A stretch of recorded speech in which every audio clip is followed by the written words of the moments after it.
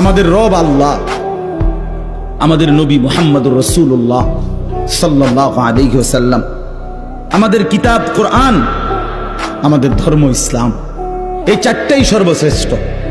আল্লাহ সর্বশ্রেষ্ঠ, নবী মুহাম্মদ সাল্লাল্লাহু আলাইহি ওয়াসাল্লাম সর্বশ্রেষ্ঠ, কোরআনুল কারীম সর্বশ্রেষ্ঠ, ইসলাম সর্বশ্রেষ্ঠ।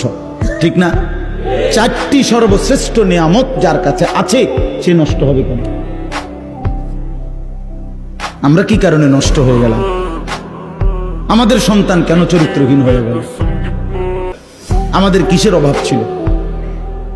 বলেন বলেন বাবারা, আপনাদের যাদের ছেলেরা নামাজ পড়ে না, কি কারণে নষ্ট হয়ে গেল?